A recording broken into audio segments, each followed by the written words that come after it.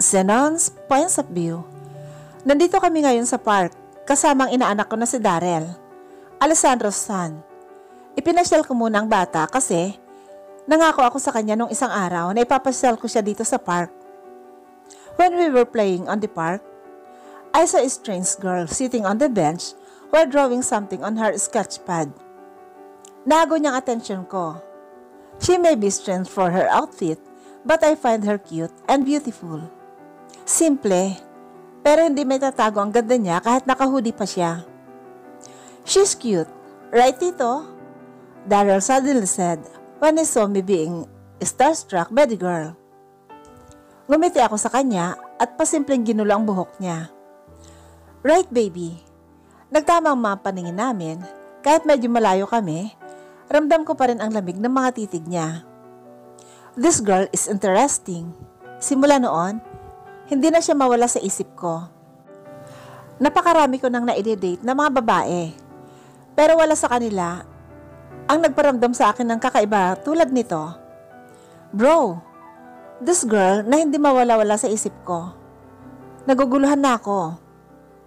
Napapamura ako, ilang araw na akong walang masyadong tulog dahil sa kanya. Pagtatapat ko kay Alessandro, habang nandito kami sa minibar sa bahay niya, napatakip siya ng bibig at bigla na lang tumawa ng malakas. Damn bro, damn. You're in love, bastard. In love? Love na ba talaga to? Is this what they call love at first sight? Zenon, anak, kailan ka ba mag-aasawa? Sa lahat ng blind date na ginawa ko, wala ka pa rin natipuhan. Nagtatampo na talaga ako sa'yo. Hirit ng aking mami.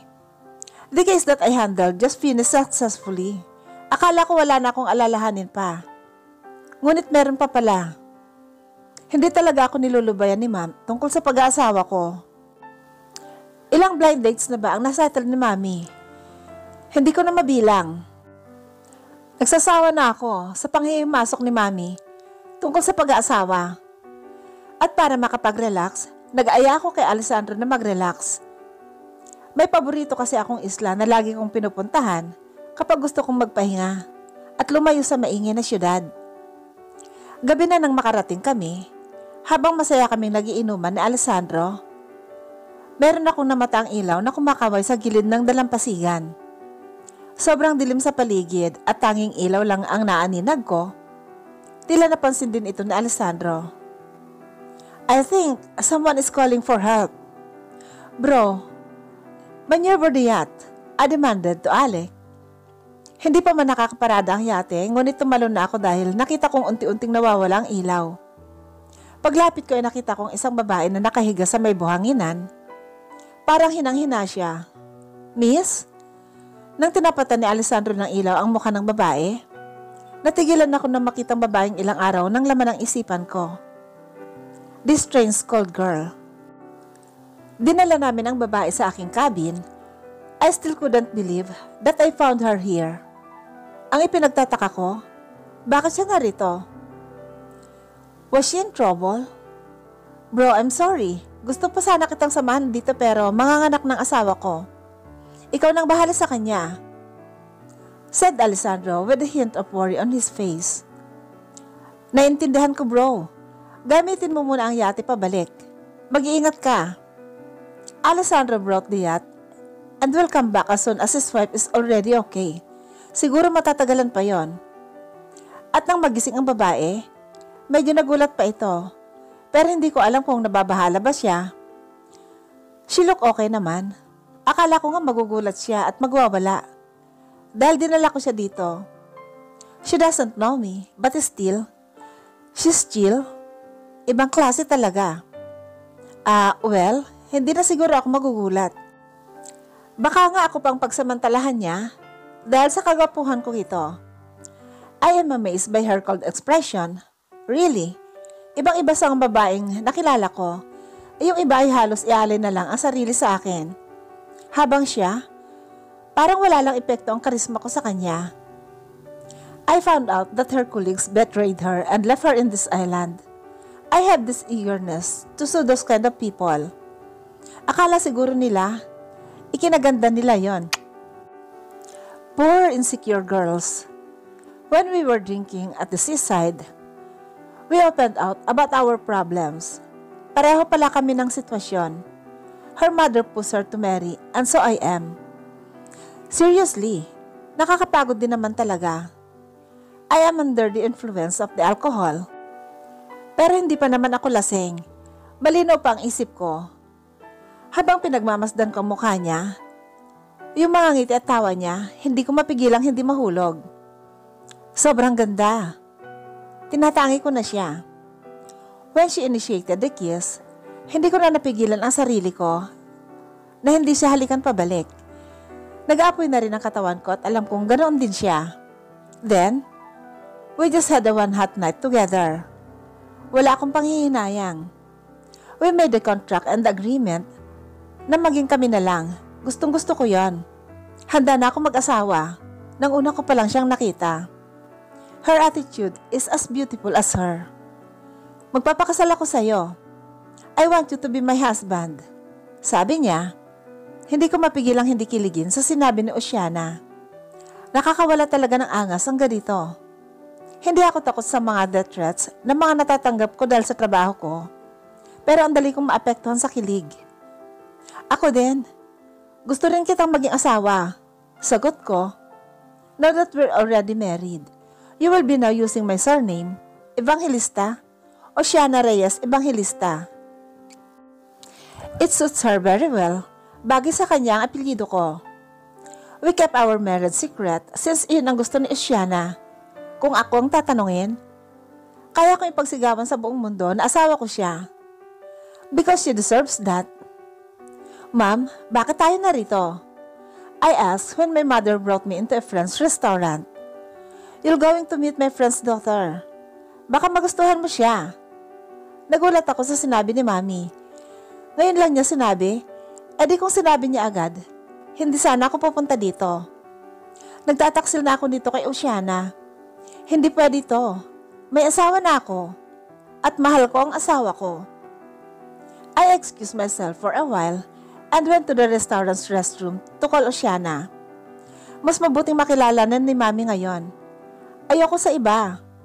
Kay Oceana lang ako. Gusto kong matawa, ngunit nang ibabaw ang selos ko nang pareho na naman kami ng sitwasyon. Her mom is setting her into a blind date again. Nasa isang restaurant pa kami. Pero yun naman pala, everything made sense. Our parents are friends after all. Highest, meant to be. The time where Oceana moved into my house, which is already hers also, was the happiest day of my life. Mag-asawa na nga kami. I can't deny the fact that I already love this lovely woman. Hindi naman nasusukat sa tagal ng pagkakakilala nyo ang pagmamahal eh. I'm in love. Siguradong sigurado ako. Our relationship went well. Gusto ko nang totohanin ito. I want to marry her formally.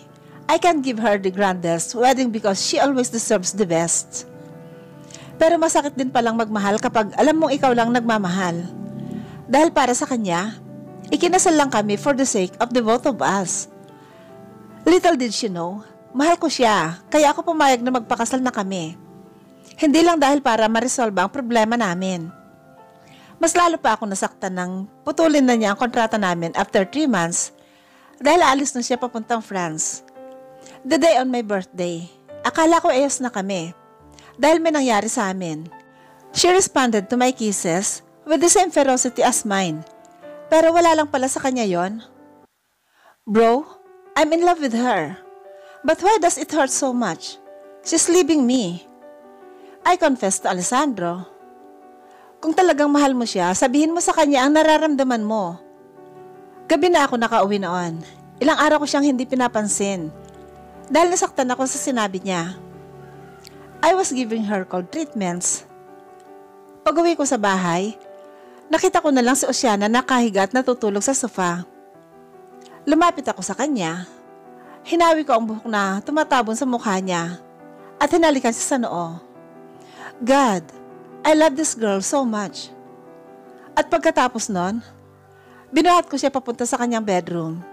That night, I realized that I can't stand a day without seeing her. Paano na lang kung aalis pa siya?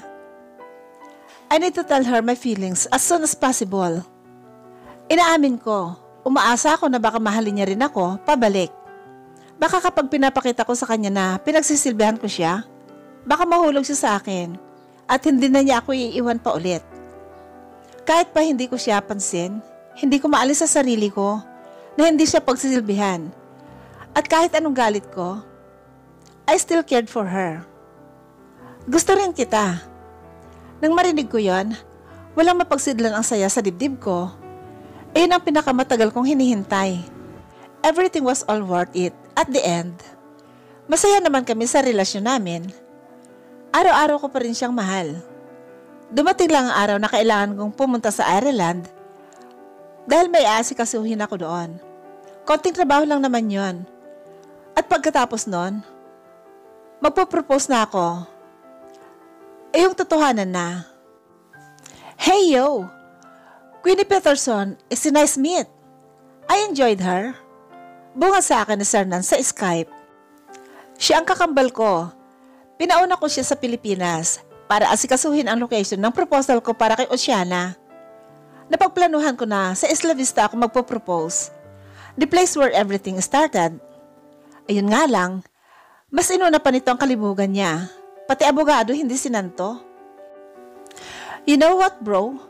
Nag-quickie kami ni Queenie doon sa comfort room ng mall. Dagdag pa nito sabay tawa.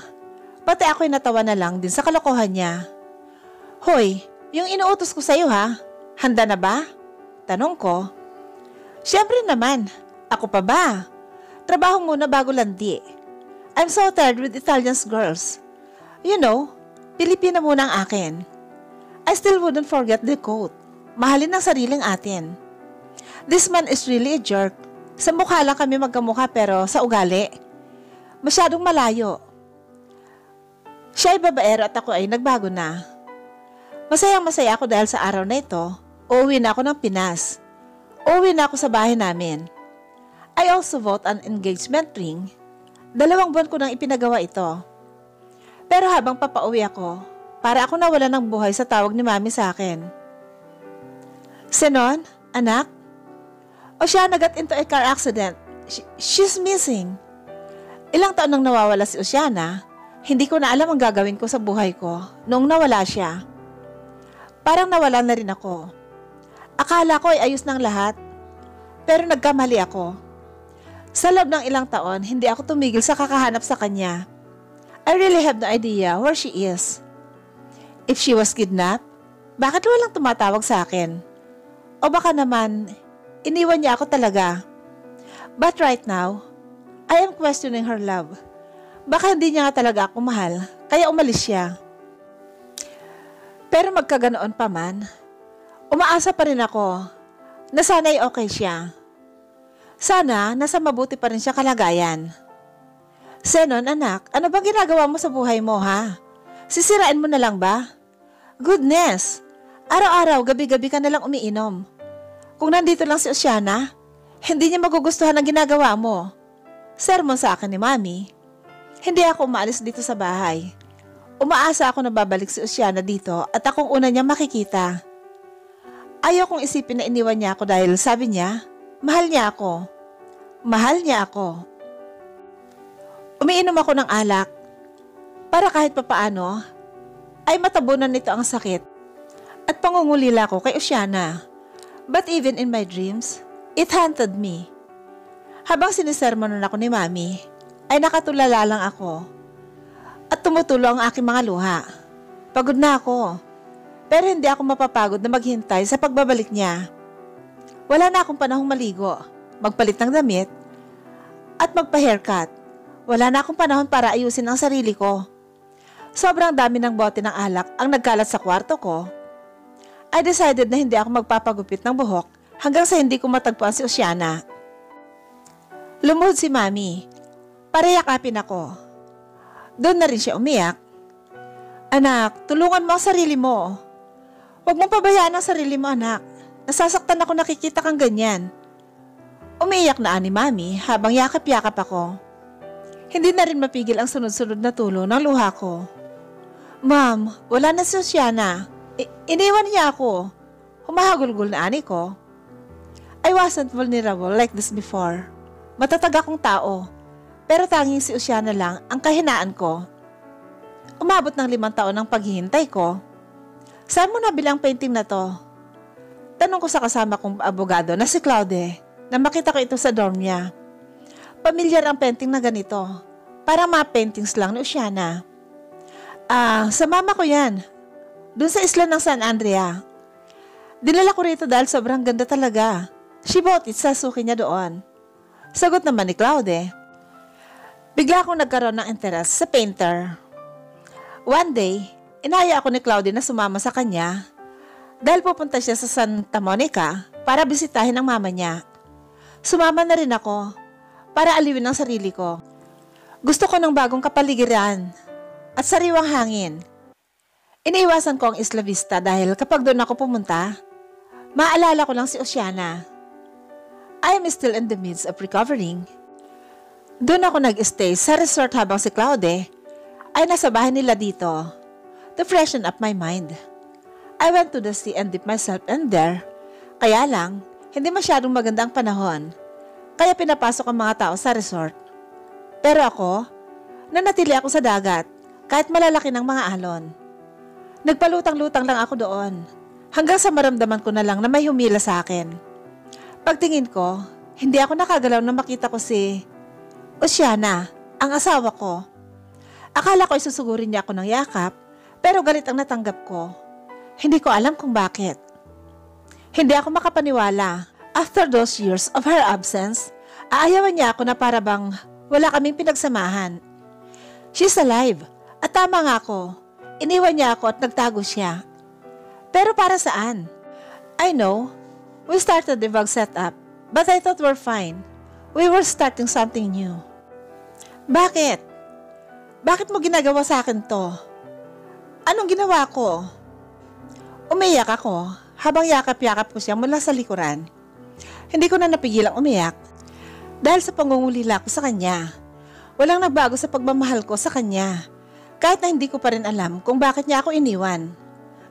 May anak na ako. Natigilan ako sa sinabi ni Oceana. May anak na siya? Pagkarating ko sa resort, naglasing ako at nagwala. Napalitan niya na ako agad, kaya ba siya umalis? Para maghanap ng iba, kasi ang totoo, hindi niya pala ako mahal. Wala nang masasakit pa sa nararamdaman ko ngayon. Pinaimbestigahan ko siya at nalaman kong may anak nga siya sa isang owner ng bangkong pinagtatrabahuhan niya. They were living together in the guy's rest house. She is already using the name Isabel. Too bad for them. They own the largest share of their bank. Pasimple kong pinupuntahan ng anak ni Oceana. Pareho sila ng attitude ng kanyang ina. Wala akong nararamdamang galit sa kanya kahit alam kong anak siya ni Oceana sa ibang lalaki. Rio, siya bang daddy mo? Tanong ng kaklase niya. Nagkatinginan kaming dalawa sabay natawa. How I wish. Hindi, sagot ni Rio. Magkamukha naman kayo eh. Habang tinitingnan ko siya, parang nakikita ko ang sarili ko sa kanya. Lalong-lalo na noong bata pa ako. At nang mapalapit na ako kay Rio, I simply wonder that he deserves a complete family. At walang rason para sirain ko sila. He's a good kid at deserve niyang sumaya. Sinusundan ko sila ng sikreto at masaya ang puso ko habang tinitingnan silang dalawang masaya. Mahal ko si Oceana at ibibigay ko na sa kanya ang kanyang kalayaan at kasiyahan na nararapat sa kanya kahit na masakit para sa akin. That night, I already decided to let her go. Nag-impake na ako dahil bukas na bukas ay alis na ako sa isla. Babalik na ako sa Maynila.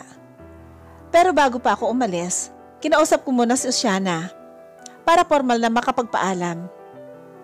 Akma nga alis na ako nang humandusay si Rio sa lupa. Higit pa sa isang ama ang naramdaman kong pag-aalala sa mga oras na yon. I learned that he has dengue fever at kailangan niya ng dugo. Luckily, pareho kami ng blood type. Alam kong hindi maganda ang nangyari pero nagpapasalamat ako sa nangyari dahil doon. Hindi ko pa malalaman na anak ko pala si Rio. Galit ako kay Oceana dahil sa ginawa niyang pagtatago sa akin ng anak ko. Pero mahal ko siya eh. Ang iniisip ko na lang ay ang ngayon. I am so happy because I already received the most beautiful blessing in my life. Today, kasal na kami ni Oceana at handa na kaming bumuo ng bagong pamilya. Of all the cases I handled, this is the case where I can definitely say that I won.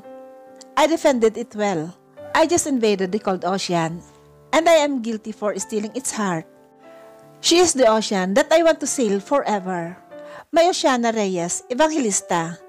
With her breeze, I am at peace. Third party points of view. Papa, I got perfect on my exam, Reyes said on his father when he visited him on his library. Kasalukuyang nire-review ni Zenon ang kaso niya para bukas. But he stopped when he saw his son coming. He then cuddled him. Wow, Kuya did a great job, sabi niya, who was very amazed. Nasa ikalimang baitang na si Rio at consistent ito bilang honor student. He is very active on his class, therefore, his parents are too proud of him. I think I deserve a reward. Sure. Sabihin mo lang, anong gusto mo? Computer? Laptop? Shoes?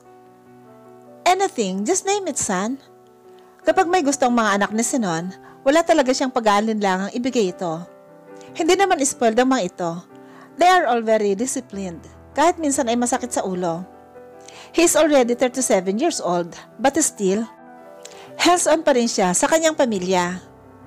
Rio looked at him with a frown face. What's wrong? Nagtatakang tanong ni Zenon. I don't want any of those. I want a new scientific calculator and the latest Oxford Dictionary. And for the major reward, I want a laboratory, Papa.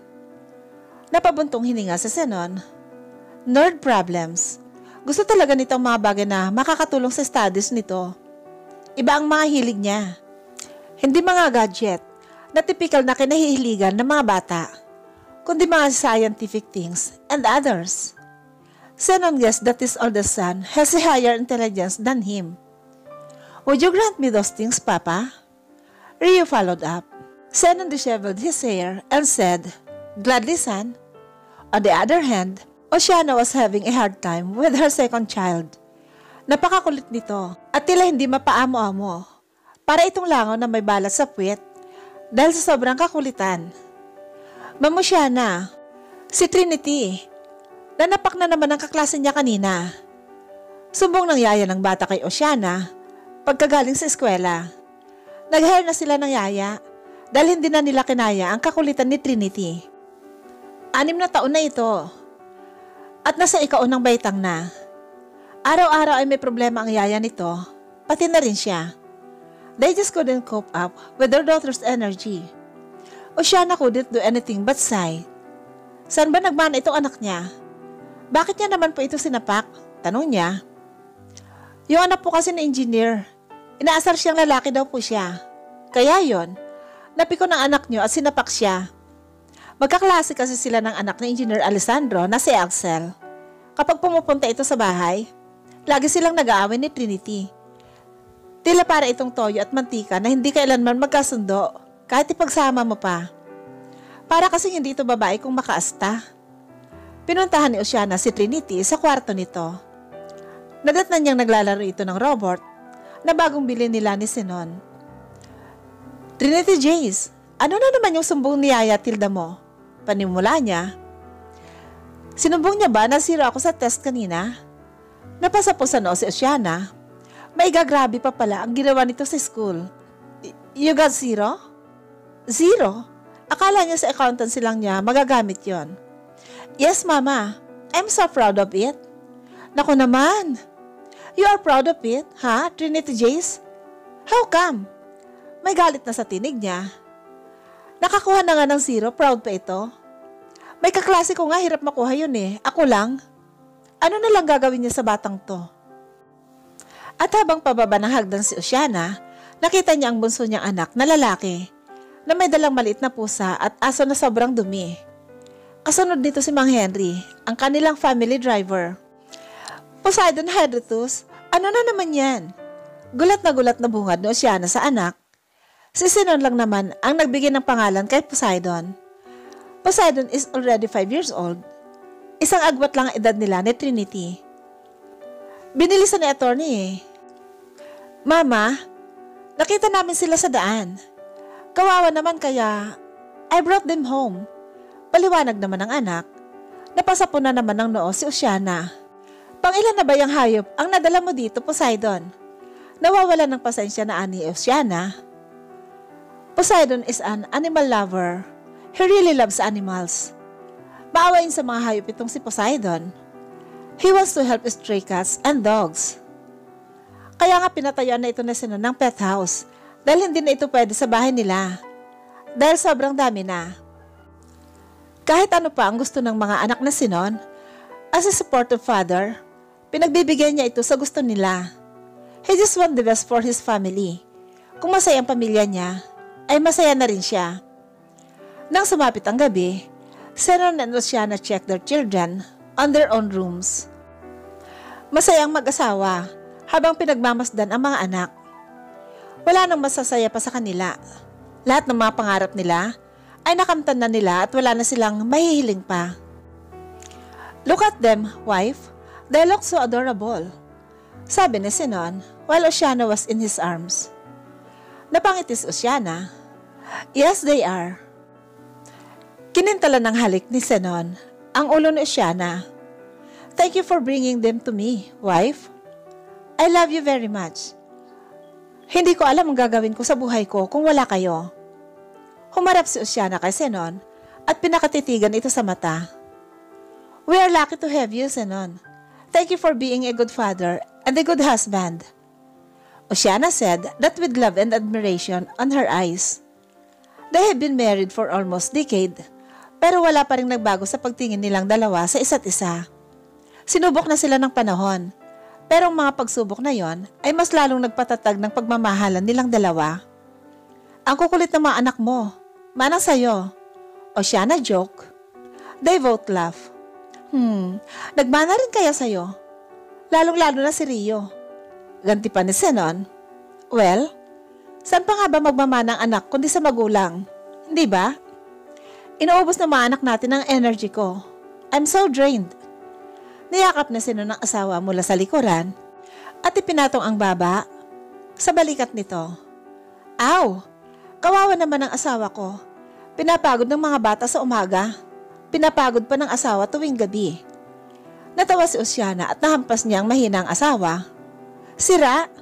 Natahimik silang dalawa hanggang sa binasag na Sinon ang katahimikan. Wife? Tawag nito. Humaplos na ang kamay ni Sinon sa tiyan ni Oceana pababa.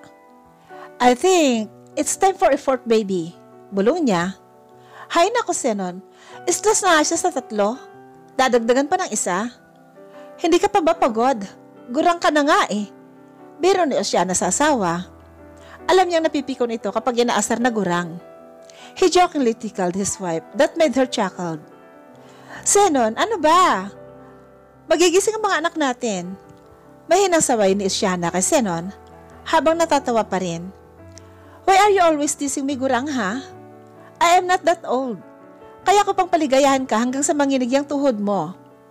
I can finish 100 rounds. Oceana, don't challenge me. Then that night, they had fun above the bed. Challenge accepted. When the summer vacation came, Evangelista family decided to have their vacation on Isla Vista, to the island where everything started. Sinon, mga anak, umahon na kayo at kakain na tayo. Tawag na Oceana sa kanyang mag-aama. Naliligo ang mag-aama sa dagat. Their father teach them how to swim. Bawat isa at may nakapaskil ng ngiti sa labi, pati na rin si Oceana. Nakangiting nakatingin sa kanyang asawa at mga anak na nagkakasiyahan. Mama, come! Join us! Sigaw ni Poseidon. Kakain na tayo anak, mamaya na yan. Sagot naman ni Oceana. Halina kay, hindi natapos na Oceana ang sasabihin. Nang naurong ang dila niya dahil may bumasa sa kanya. Nang tingnan niya ito, nakita niya ang kanyang yunikaiha na si Trinity. Nakapisign at nakangiti sa kanya. Akmang habulin niya na ang anak nang may suwabi na naman sa kanya ng tubig. At nakita niya ang kanyang pinakamamahal na asawa. Kaya sunod-sunod na ang saboy na natanggap niya galing kina Rio at Poseidon. Gumanti na si Oceana sa pagsabi ng tubig. Lumusong na rin siya at nakisali sa mag-aama habang naglalaro sa dagat. That afternoon, they spent playing in the ocean like kids. Nakaupo sila sa may dalampasigan habang nakatingin sila sa kulay kahel na langit. They were watching the sunset as a family. Nagsisimula ng magpaalam ang araw. As the sunset said goodbye, the birds began to fly. Waves of pleasure is saying goodbye. Sayonara, Isla Vista.